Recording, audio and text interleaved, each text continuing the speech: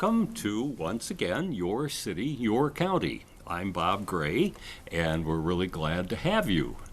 Our guest today is a guest that we've had quite a few times, and we're always glad to see him because he's a nice guy and he keeps the law and police doing just fine, and the sheriff's department. It's Kewaunee County Sheriff Matt Joski. Matt, it's good to see you again. It is well, sir. Thank you for having me. Well, appreciate thank you it. so much for coming. We always appreciate having you. I know there's a lot of topics that we can talk about. We're recording this show on the 21st of April. As of today's show, George Floyd over in Minnesota was, of course, he's passed away, but the officer who was involved in his arrest has, at this point, been found guilty. What's your reaction to that? What was done right? What was done wrong? Do you see in that situation? So, I mean, in the situation itself, unfortunately, what struck me is when we deal with individuals, regardless of who the individual is, we always have to make sure that while we have a job to do, and while we have to make sure we minimize the risk that's posed to both our officers as well as the community, that we always maintain that sense of empathy. And as the biggest thing is a sense of dignity for that person. So there are times where we have to engage in tactics, whether that's to decentralize, to de-escalate, to be able to counter the threat that's coming at us or a member of our community. We always have to maintain or allow that throughout that process, we do everything we can to maintain the dignity of that individual that we're dealing with. So even though we may have to arrest somebody, at least here in Kewaunee County, everyone is a ma'am and a sir. Sir, put your hand behind your back. Ma'am, I need you to, stand in that location right now. But we try to do it in a respectful, dignified manner. And always making sure we're tempering that, and especially in that use of force. That's not something that we take lightly. We have this entire force continuum, and that force continuum really begins with our presence. Our mere presence can be perceived as a level of force out in the community, which it is. Sure.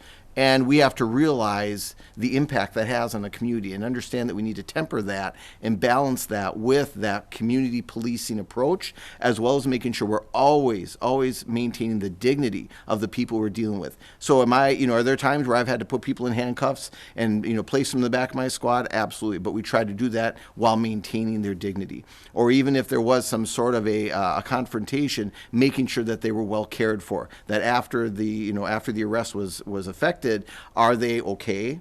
Are they still good? Do we need to get them medical attention? These are the follow-through considerations is what we call them. At every level, we always talk about follow-through. Okay, once you've taken control of the situation, let's talk about follow-through. And a part of that is providing and reestablishing the respect and dignity for all people involved. Mm-hmm. And I imagine there's quite a few situations that you walk into and or your officers, and they're not sure exactly what's happening. Somebody's maybe called them on 911 and they say, well, that's one side of the story. What's really the story? And I'm sure you have to kind of figure that along as you're moving through the process. It is. It's a tough spot for the men and women that serve our communities to be in because they're working off information that may be coming through dispatch by the caller, and many times those emotions are elevated, that the dispatcher is not getting full and complete information, but we've got to go with what we have. So we always try to make sure we're providing the best information to those responding officers so they can respond in an appropriate manner. And one of the things here in Kewaunee County, when we talk about mental health, that's our working with Human Services in creating our partnership with CIT or Crisis Intervention Teams, as well as sharing as much information as we can with Human Services in regards to crisis plans. That those individuals that may be struggling with mental health, if we're aware of them, let's make sure that we have that valid information, that as the officers are en route, we can give them some of that background. Because again, all we're seeing is a snapshot of behavior of maybe 20 seconds or a minute, but there could be a life story behind all that. And the more we know, the better and more appropriate response we can provide. Mm-hmm. I'm sure that this also involves families too, where you're going to have to arrest someone. You go in and you talk to the family, but sometimes you have to be careful with how that relates to the kids and other relatives, right? That goes back to that dignity. So, I mean, there may be times where we end up having to do an arrest warrant, take a physical arrest of an individual, but, there it's a father, a mother, the children are present. And again, maintaining that dignity is, to be able to say, sir, ma'am, we have a job to do. We need to take care of this, but let's try to minimize the impact it's going to have on the children and how they see mom and dad to maintain that dignity that they have even within their family unit. So it's important that we're always cognizant of that. But again, it's important that the community realizes the dynamics of the things that we deal with. And just like they would never want us to use a broad brush in how we paint the community or individuals in the community, we would hope that they would avoid using that same broad brush when thinking about law enforcement, because there are so many unique individuals, so many different approaches and dynamics, as well as what the officers are approaching and what information they have or what they're seeing in that moment in time. So let's be careful. Just like we don't want to be judged, let's make sure we're not judging others, including those people that serve our communities. And the other thing I think we gained yesterday was the process. We have a solid justice system, right? Is it perfect? No. Can it be improved upon? Yes. But when you see that you brought together this diverse group of jurors that were able to look at this information and render the verdict that they rendered, that actually gives me hope in our system, that it was set up, it's established correctly, and it served its purpose. That it doesn't give into, emotion or hearsay, that it's factual, it's evidence. And these folks took the time to really give it their best and look it all through and render what they thought was the fair decision. So, to those that think somehow our system is inherently flawed, I would argue against that. I think that we've got a solid foundation of justice, whether that be civil, criminal, whatever it is, but we need to work within that. And if there's improvements that can be made, absolutely. Let's work to improve it, not tear it down or destroy it. Because, again, it may not be perfect, but it's the best thing going on planet Earth. Okay. Do you look at this as a turning point at all? Because we saw the chief of police of Minneapolis coming out and saying, no, this isn't the policy that we follow, speaking against something that he saw wrong. Do you see this as a turning point? I'm still justifying, as you have, the fine system that we have of laws and juries and that sort of thing. But do you think things are changing a little bit here? Well, I think there's definitely a higher demand, expectation. I'll use the word expectation on those of us as leaders in law enforcement, that we are continually looking to make sure that everything that we do is the best that we can do. And it's not a perfect world. We're dealing with human beings, so you're never going to be able to achieve perfection, but to make sure that our policies, our training, our protocols, that everything is always looked and reviewed and falls into the best possible practices we can have. So for the chief to be able to come out and say, listen, that's not the policy, but we should always make sure we're being proactive in looking and reviewing. We do that on a regular basis within our agency. We're always reviewing our policies. We're looking at current events, cases, and say, okay, how could we prevent that within our agency, or how could we better address that situation? So you're absolutely right. The expectation on leadership is that we are always reviewing and analyzing what we do and how we do it to minimize the liability against the department, against the community, because we are the servants of the community. We serve at their pleasure to keep our community safe. We have to make sure we're doing that the best possible way we can. So I don't think it's unreasonable that a chief or a sheriff would come out and say either this person was within or outside of the realms of policy. It's all there. It's not something we make up on the fly. And so, if people want to see our policies, we have to be willing to open those up and say, here's our policies on everything that we do. Everything from traffic stops to use of force to responding to barking dogs. There's policy. And so making sure that policy is available to the officers, that it's reinforced on a regular basis, and that it's a living document, that we're always refining it and improving it over the years. To compliment you in one way, I have followed many stories about, in this case, Black Lives Matter, people being shot and or dying, from that sort of thing. In talking with you in the past, and again, this is just from our discussions, it seems as though you're always talking about how important it is to be part of the community. And of course, Kewaunee County is a small county when you compare it with Minneapolis or Chicago or Milwaukee. But do you think there's a lot of things that some of these other officers or other departments could learn from you as well? Well, not necessarily from me, but I think of the professionalism that we have many times in smaller departments, because I think that we are closer to our communities just by the virtue of the numbers. So we really have that closer connection to the community just because it is smaller. I mean, we have children, growing up together, neighbors. We're going to church together, we're going to grocery stores together, and so that's this idea of community policing is not some initiative, not something that we hang on a wall saying, we're gonna. It's in us. We are community policing agencies because we are so closely tied to the community.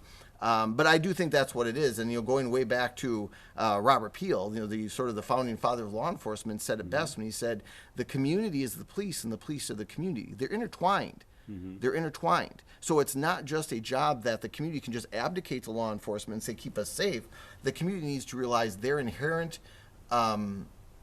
responsibility to also keeping the community safe. That's where that responsibility, where we're looking after our neighbors, our own conduct. I mean, you can't act in such a way that you're disrespecting your neighbors, your community, causing violence, creating damage, and then think, okay, now let's let the police fix it. It's sort of a skewed reality. It has to be that we're all in together on this, that when people see something going wrong, they have that relationship to say, hey, I just saw somebody doing something, and it allows us to follow up and, again, do our job more productive. So it's this idea that we're really intertwined. This badge here, these badges we wear, don't put us above the communities we serve.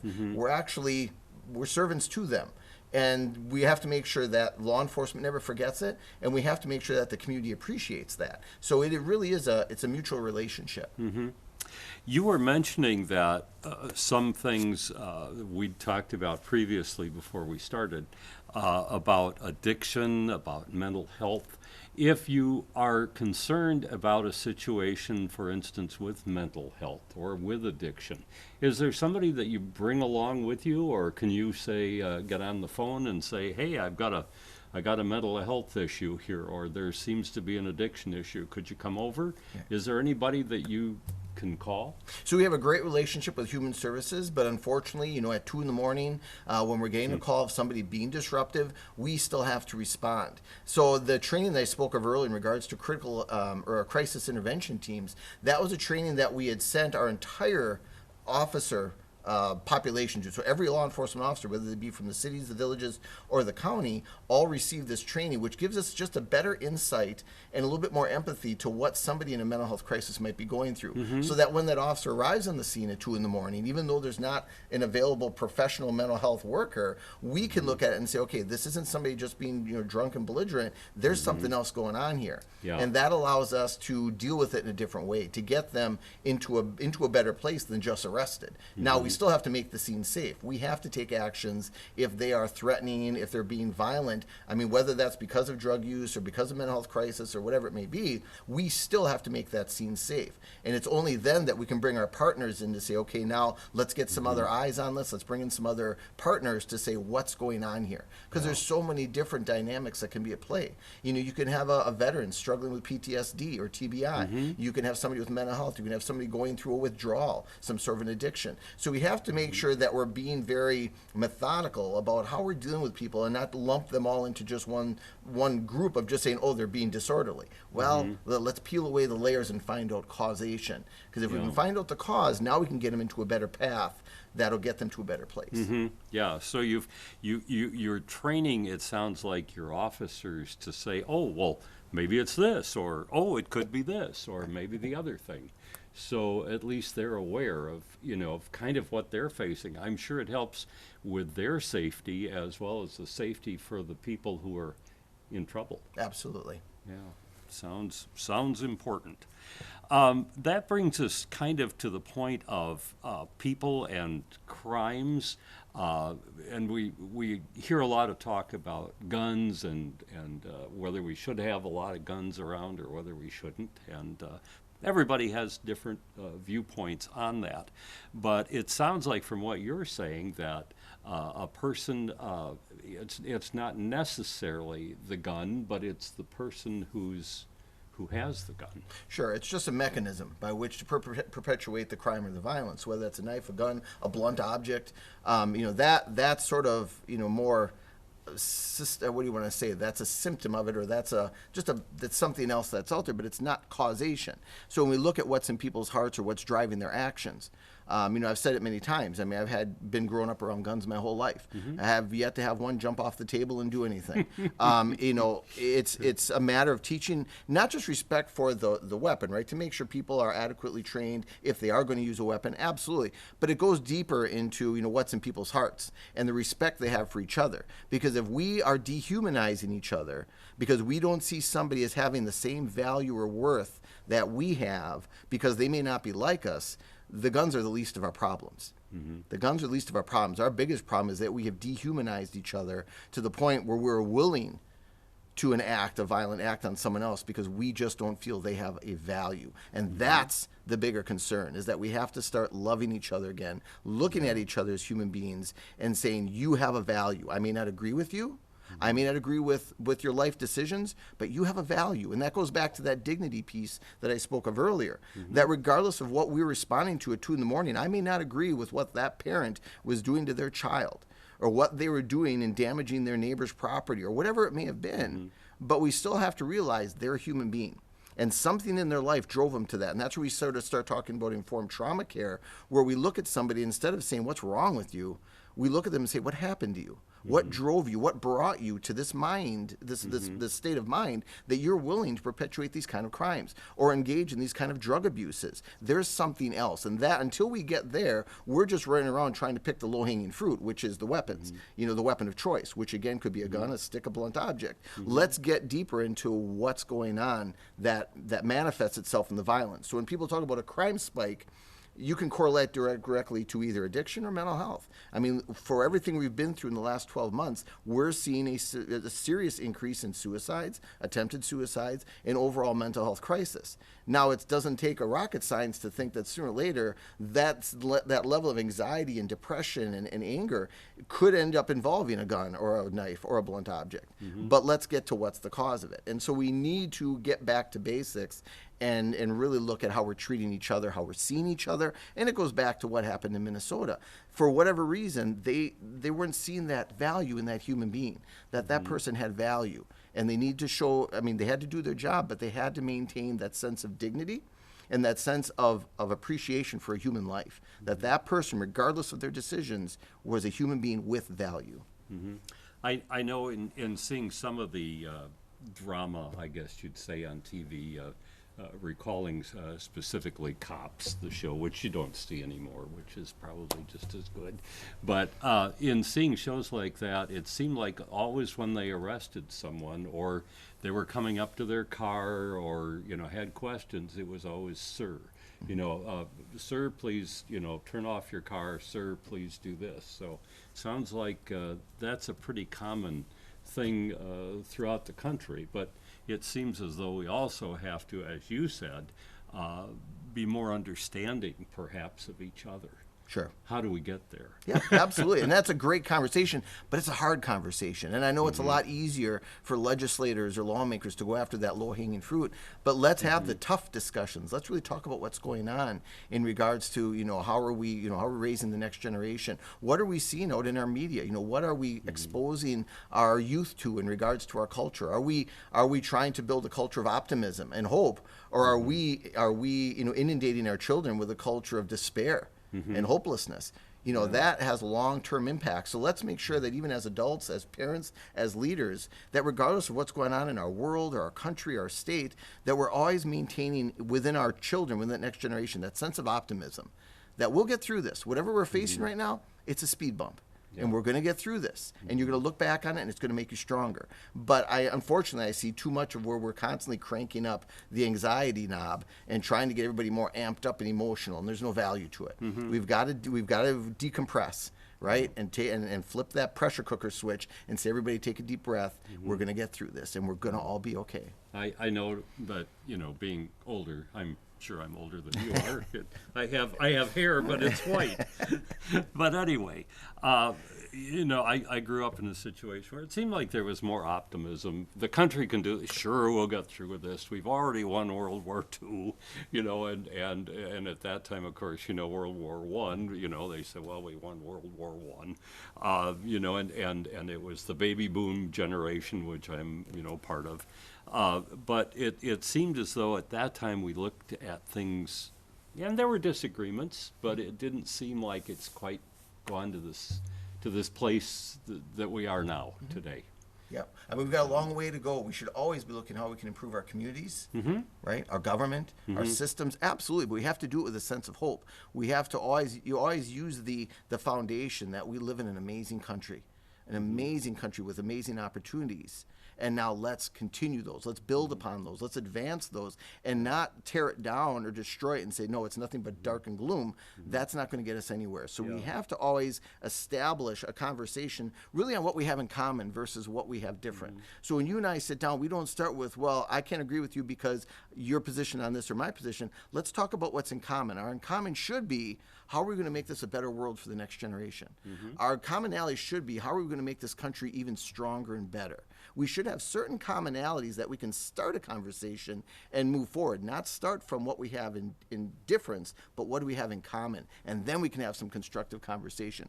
But too often what we're seeing in our politics, in our daily lives, we're seeing everybody start off with, you're different from me. Yeah. Let's change that to say, what do we have in common? And now let's work forward from that goal. I wish we could do that more. I really do. I'm in favor of that. Definitely. Well, let's move on to a different topic. I know that the jail situation has been hanging around for quite a few years here in Kewaunee. If you can give us a little history, and I know we've talked about this before, but a little bit of history on where we started, where we are now, and where things are going. Sure. So about back in 2016, we started a process with doing some analysis studies. We brought in a group from the National Institute of Corrections. They looked over not only the jail facility, but our processes, our local criminal justice system, and how we interact. How do we interact with the clerk of courts, the judge, probation and parole, all these different components of our justice system, and find out how that's working, and then get down to how does that work in regards to the limitations of our jail, which is what's going on. So I always say that you're only as strong as your weakest link. And in our local criminal justice system, our weakest link is the current jail. You might have a judge who has somebody before them and thinking, I'm going to give this sentence. But he has to consider, I don't know if they have the room in the jail. So I might have to alter that or tweak that or modify it. We have probation and parole that might think, man, we'd love to put a hold on this person because they're in violation of their rules in regards to probation and local corrections. But you know what? I know the jail's full. So do I do that? We have warrants, but there are times where maybe that warrant's not being served because where are we going to put them? So everything that we're doing in local criminal justice, we're kind of dancing around what we call sort of the elephant in the room, and it's the jail, and it has been the jail for decades. So fortunately, we moved down a path. We brought a consultant on board. We've done some initial studies. We got it to a point where we've sort of established what our absolute needs would be, not our wants, but our absolute needs. We've stripped down the project to absolute necessity, just to be able to set us on a path for future. For future benefit, not even growth really. I think the jail itself, the way that we're going to build it, we're going to start off with a capacity of 51. And when we look at our daily population, it was around 40 pre-COVID. So we're, that's a today's realistic number for what it should be, but it's expandable in such a way that we don't have to add more bricks, add more staff. We can work with and allow for that future growth that may happen in the next 20, 30, 40, 50 years without straddling the next generation with some big decisions. All they have to do is basically make a few changes within the walls, and they can continue to add daily population capacity. So we've done some great work already, but where it stands right now is that the county board wants to take one last sort of look at all the options, because there were some options. I mean, we could talk about remodeling the current facility.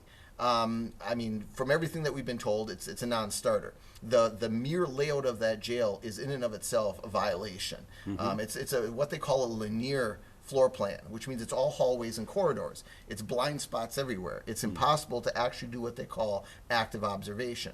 And so the plans have been out there for decades already. Is sort of an open pod where one jailer is able to do a 180 degrees visual of everything going on. So that makes it less employee demanding. So you're not having to worry about adding staff. So that's a big part. We are going to have to add staff just because of the current configuration of our jailer dispatcher tasks and responsibilities. But overall, we're trying to do it in such a way that it's efficient. So they want to look at every option. They talk about possibly building on the same site. There's some real limitations, right? We've got one city block, and it would be sort of shoehorning this thing into that city block, which everybody realizes is probably not a good forward vision. And that's been my biggest push, is not necessarily what's right for even right now. I really want everybody to look at what's going to be right for our kids and our grandkids. Let's set the table for them so that in 20, 30, 40 years, when things are changing, they can say, wow, they set us up. They really provided the infrastructure that we need to either grow upon, adjust to, whatever that might look like. So the county board, again, is going over it, kind of looking at all the options, but I anticipate them in the near future realizing or coming to terms with probably the best option and then being able to move that forward. The important thing is that this is going to the community for referendum on both parts, both the building of the building as well as allowing us the increase in the levy to operate the building. So those are two parts that really are married together, because you can't just build a building and not have the operational support. So the two are together. But when that happens or before that happens, we want to make sure that there's as much information out to the community that when they step into that ballot booth, that they look at those referendums and say, yes, I get it. I've seen this information. I understand it. So whether they vote for it or against it, at least they can say they were informed. And that's my goal, is to speak to as many people in as many places as I can to give them the information that's out there, the relevant information. Now, at that point, whether they vote for or against it, at least we can say we gave them as much information as we can for them to make an educated decision on how we're going to move forward. Because in the end, it's not my jail. People say, well, the sheriff wants to build a jail. It's the sheriff's jail. It's not my jail. This is all about the community, because these are our neighbors that are in there. Sometimes there are family members. This is a community facility, and we want this facility to be able to not just house inmates, we want it to be able to facilitate education, drug treatment, alcohol treatment, mental health treatment. We want it to be able to be a facility that we're actually changing lives. Because if all we're doing is incarcerating and kicking them out, and then they come back 6 months later because we haven't addressed those underlying issues that we spoke of later, then all we're doing is we're just in a merry-go-round. It's a revolving door. So let's build this building in such a way that we're able to be effective in those efforts to not just house inmates, but to really change lives so that maybe they don't come back again. That would be the goal. Yeah, that sounds good. If somebody has questions, do you say, give me a call, or is there someone they should call? No, in fact, every week I write an article, and the ones where I write it on the jail, there's a cell phone, and everybody has it. It's in there. I'll put it in there. I'm willing to answer questions at any time. We are open up to tours again. So for the last couple months, we had to kind of lock the jail down, keep everybody healthy. But now we're opening it up again. So if anybody wants to tour that current jail, it's been eye-opening. I was at a meeting last night, and a member of the community toured it and just shook his head and said he couldn't believe the conditions. I had another gentleman from the county that toured it a few months ago, or before COVID, before this started, and he walked away saying, I'm embarrassed to be a citizen of Kewaunee County. The conditions in there are appalling. And my hat goes off, and we should all be greatly grateful to the men and women who work within that facility, because they are the ones that keep both themselves safe and those inmates safe. And we've managed to limp through as long as we have with that antiquated building because of the men and women who work there every day and night, keeping it the way it is. Not to draw comparisons, but I know Door County, they bit the bullet, and so to speak, and they put in a whole justice center, which includes the jail and the court system and that sort of thing. This would be a little less than that, right? Because absolutely, this is just the jail facility. So we started off, typically what you see is the sheriff's department. So you'd have the sheriff's admin, evidence, equipment, and then the jail and so on, patrol, investigations. Typically when they build that.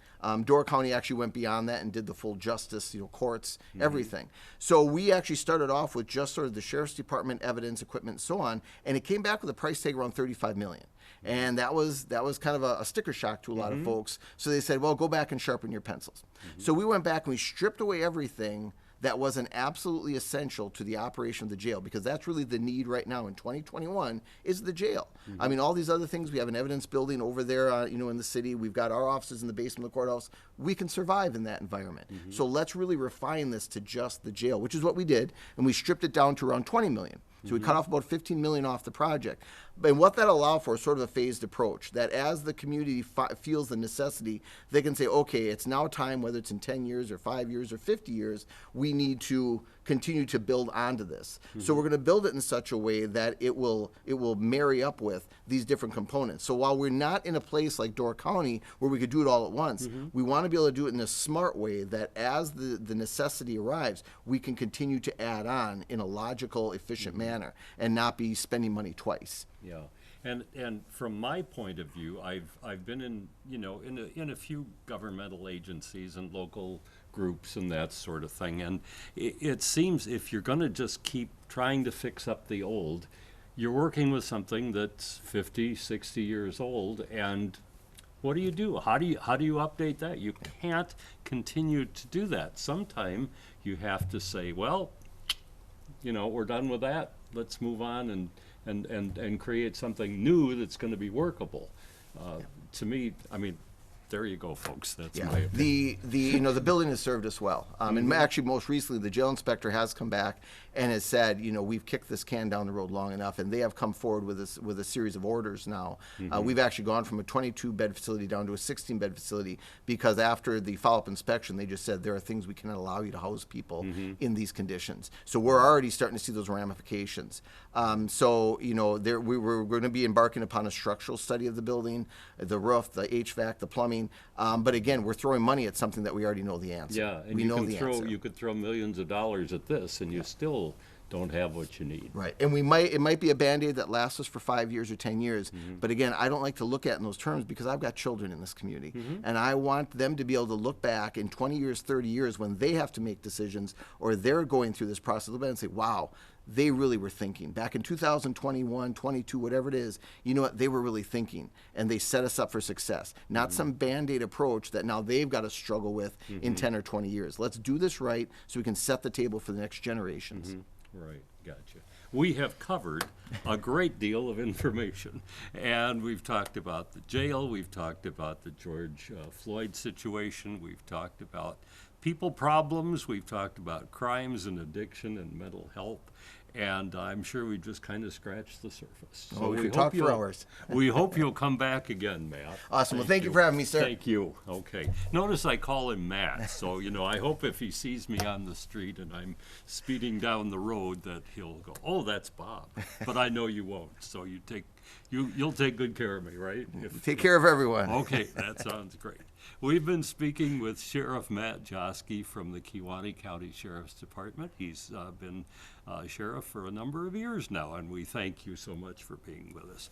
That's going to do it for our edition of Your City, Your County for today. We thank you so much for joining us, and we hope that you'll join us once again when next time it's time for Your City, Your County. So long, everybody.